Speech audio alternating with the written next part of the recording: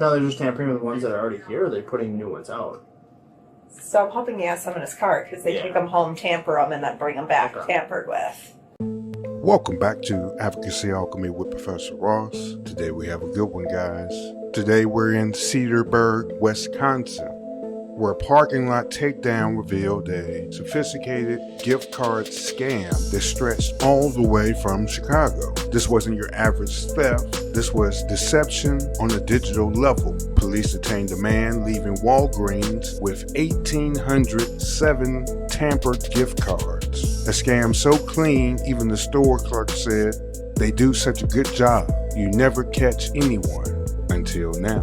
Today we're going to break down the Bodycam, the charges, the law, and walk you through exactly how police built their case step by step using hard evidence and some intuition. With that, let's jump in. Were you just inside?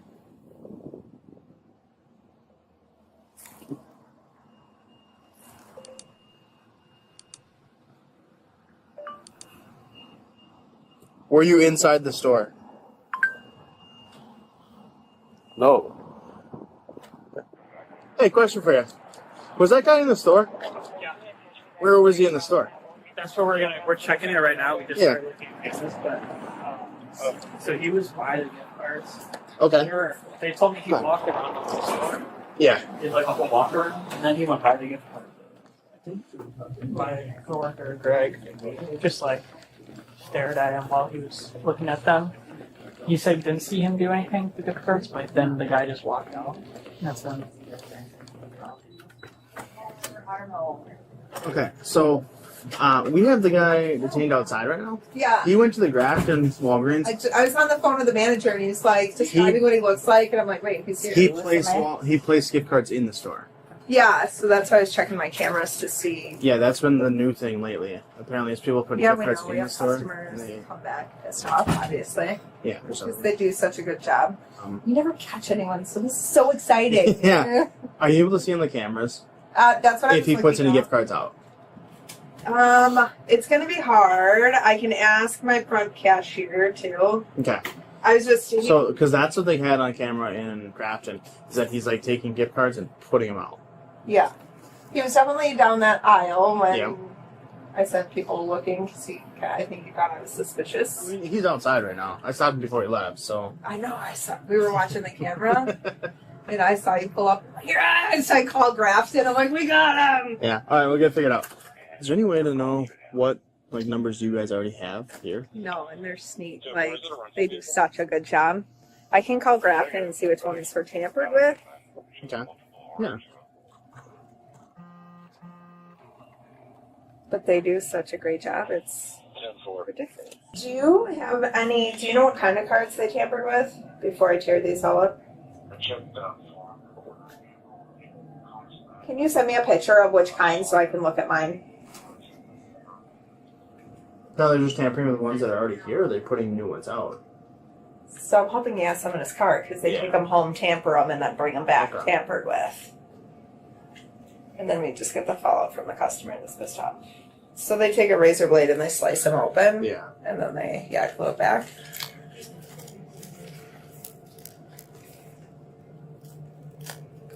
Interesting.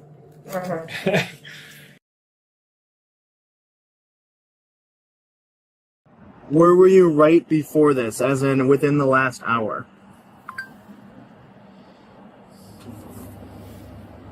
Go. 你说什么东西我听不懂，警官先生。Did you make any other stops at any other businesses recently? No. Where was the last place that you stopped? 我开车过来，在另外地方过来玩的，我也不知道在哪里。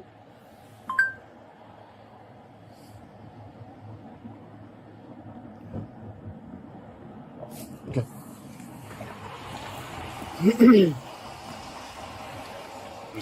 I asked him if he went anywhere else besides here. He said he was in Chicago. And then he said that, asked, did you stop anywhere else in the last hour? He said, I went somewhere, I don't know where it was. Explain this to me. Okay. How it So works. I come in, I put a tampered gift card. You Yeah. come in as a customer, you buy this gift card. Yeah. This $100 is now in my pocket, and you are out $100. How do you just steal the gift card to start? Yeah, they come and they steal the gift cards. Okay. They go home, they tamper them. Okay. So these aren't loadable amounts. There's already money. Like, these are, if you buy them, there's only one value with these ones, right? Yeah, I mean, Ones you're looking I at. don't know if they've tampered the ones. I don't think they do those because it would be low money, potentially. Okay. So we're looking at like $1,500 each if we can figure out which ones are tampered. Yeah, but like I've had 2 cases in my store in the last month Yeah. of tampered gift cards. Yeah. Hi. Did you guys do like the reboot thing with your gift cards? Like the reset? The reset? Yeah. Okay. So they just pulled off all the ones that are open. Some that looks potentially weird. Was this one of the ones? That was one of them, yeah. Yeah, this one actually has a fingerprint on it. Yeah, When they and like removed it. most of them didn't have that new update. Most of them were the old ones with the like tabs at the top. So something they pulled off. We thought looked weird. So what's pulled off on them? Tags, like, Like the tags. Oh, And that then, like silver part? sometimes Yeah. like that pin number will be scratched off. Okay. And like these are the updated ones that have the red part, but then like the older one doesn't have this red part and it has like a tab that you peel off. Yeah. Okay, we go in the back.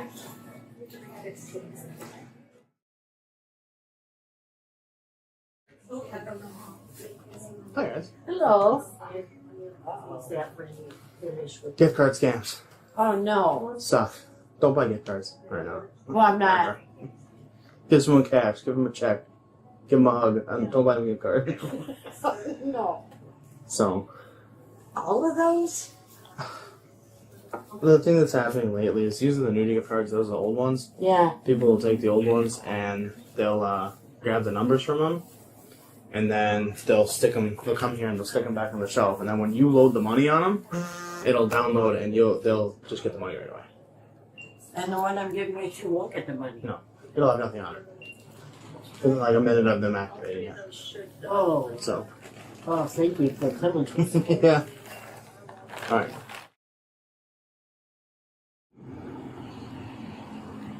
The duffel bag there and duffel bag there. He stuffed that down in there. Just now, too. Oh, perfect. That was.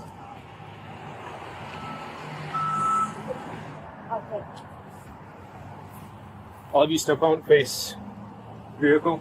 We'll hang on to this. Yep, that's okay. We'll put it right here just for a minute. You put your hands up.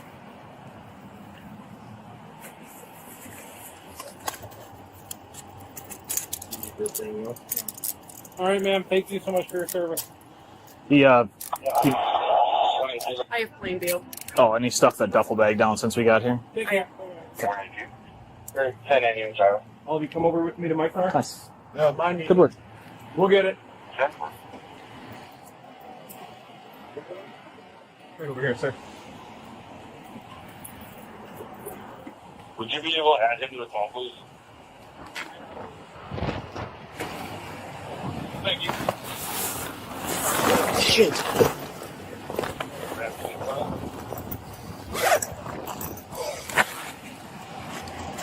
John, Here. come here. You got her phone yet? Yeah. I'll take a picture of his ID. Just Duffel bag. Go look in that bag. Pick it up. Just fold it. Yeah, there's like hundreds, if not thousands in there. Yep. Let's call it DHS. Can we go over and open it up and go? You didn't do anything? You didn't do anything? And then just close it and walk away? No? Is that nothing?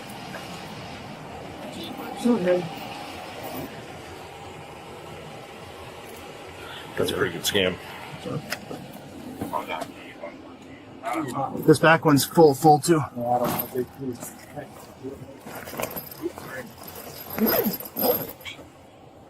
How did this start? It came out of Grafton? Yeah, Yeah, they had them on. they saw him doing it in Grafton. We can get a contact for DHS. We have you see, you got more. Yeah, I know. I was trying to do photos where everything is.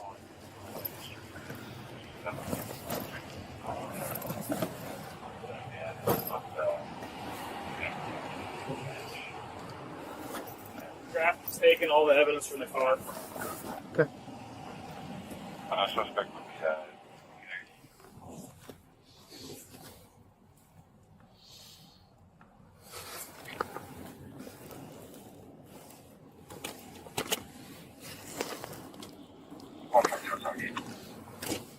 One 14, go. Should we get you your paperwork yet? Nope.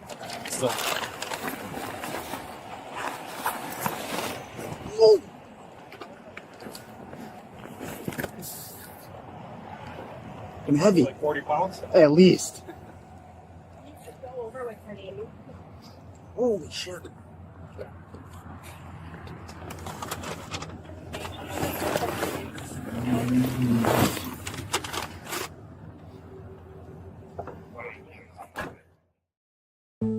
All right, that was interesting. Be careful with those gift cards out there. All right, so we're in Wisconsin. All right, let's look at the laws. First, we have uttering a forgery. This is found under the Wisconsin statutes, section 943.38, section 2. It says to knowingly present a forged document or an object as genuine with the intent to defraud. A good example here, each time he returned a tampered card to a shelf, pretending it was legitimate, you have this charge. This is a Class H felony. It carries up to 6 years in prison in Wisconsin, a fine of up to $10,000, and this is all per count. Number 2, unauthorized use of an entity's identifying information. Wisconsin statute section 943.203. And this one simply says using identifying data like barcodes or activation codes without consent to gain something of value. And that's what's happening here. You're altering the code some kind of way. You know, tampering with the Walgreens barcode system or whoever makes the gift card, their system. This is also a Class H felony. It also carries that same 6 years. And this is a per count thing. So every time this was activated, the prosecutors could call that a new count. Number 3, financial transaction card forgery. This is found under section 943.41, section 5A. And it says falsifying, forging, or altering any financial card that's a credit, debit, or a gift card. This law would apply. Gift cards sliced open, altered, and resealed for financial gain. It's a perfect setup of this law. This is also a Class H felony, carrying the same. So for each time, each one of these cards, he can be hit 3 times. So for each action, you're getting hit 3 times. 3 laws all intersecting for one action. All right, with that, let's move into the evidentiary standards next. Let's walk through the 6 levels of proof used in American law. These build from the weakest to the strongest, and today's case gives us examples for each one. First, we have mere suspicion. This is just a gut feeling. The government or the police don't have any additional facts yet, and there's no justification for any governmental action, okay? So can't go and arrest, can't go search anything, nothing like that. Think of a store clerk noticing someone lingering too long near the gift cards. It's suspicious, but not enough to stop or question someone. But there's some instinct there. It's not evidence, but it causes someone to pay attention. Moving up one level, we have reasonable suspicion. Now, this is when specific facts lead an officer to believe that a crime might be occurring. Here, the second Walgreens confirms the man is acting just like the suspicious person from the first store. Now you have a pattern, and that justifies an investigative stop. So they call the police. So the video we're watching is the second store. They just got a call from their neighbor's store, and they said, hey, there's a guy who was just here messing with the gift cards. This is what he looks like. Oh, we just had a guy that we noticed was looking suspicious. Call the police. That's how we get here. All right, so moving up, probable cause. All right, this is when there's enough evidence and facts for a reasonable person to believe that a crime has been committed and the suspect is involved. Now, when police opened those duffel bags and they found all those gift cards, remember I popped on the screen, it looked like they had every type of gift card. Many were clearly tampered with, and that's more than suspicion. Now the police have a solid ground for an arrest. Moving up another level, we have preponderance of the evidence. Now this means it's more likely than not that a claim is true. Now this is the standard that's used in civil court, where you have people suing each other for money, mostly. That's the basis of many civil actions, for money. Here, if the Walgreens wanted to sue for damages, they need to prove it was 51% likely that the cards came from their store and they were altered by this man. Now, we don't know if it's a bigger operation here, but he's getting caught with a bag full of contraband. All right, let's move up one more level. Number 5, clear and convincing evidence. This means it's highly probable that person's claim is true. Now, this is the actual standard that's used in civil cases when you're trying to prove fraud, because it requires more evidence. It's also used in civil rights cases and also mental health commitment cases. This standard is going to come up mostly anytime when you need to have more facts to prove your point. Here, if prosecutors show the cards were surgically opened, resealed, and matched to any tampering tools found in his car, then we're talking about clear and convincing evidence there. All right, we have one more level. That's beyond a reasonable doubt. Now, this is the gold standard. And I use that term all the time, gold standard.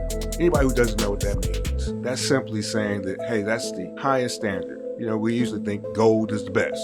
You win gold medals, that's the best. We don't have platinum medals. We don't have, any of those other precious metals out there. We have gold. So the highest standard that they have to reach. When I say they, I'm talking about the government, talking about prosecutors, district attorneys, whatever they're called in your local jurisdiction. This is the standard that must be met for every criminal case. It means that there is no other logical conclusion besides the guilt of the defendant for the charges being brought. All right. That doesn't mean that they have to be 100% certain, but it does require some near certainty. We're talking something about near 90 to 95% of the evidence needs to point to this person being guilty. When you combine physical evidence, matching behavior across the stores. Now, I don't know if there's going to be any conflicting statements because he's talking through an app, but we're going to have camera footage. You may have a case that passes the bar of beyond a reasonable doubt. All right, with that, let's move into our jury perspective. Now, if you were on a jury dealing with this case, it seems fairly open and shut based on the evidence we see here and what's found. But let's go through the steps because that's what's required, because everyone is innocent until proven guilty. So with that, let's step into the shoes of a juror. This suspect has 1,807 gift cards in his car. His timeline makes no sense, partly because he's talking through an app. Now that might be a scheme in and of itself. But moving on, he's vague, he's evasive, denies some things and confirms others. We have two separate stores here who are able to show the same behavior. Here's the question. Is this bad luck or is this organized theft?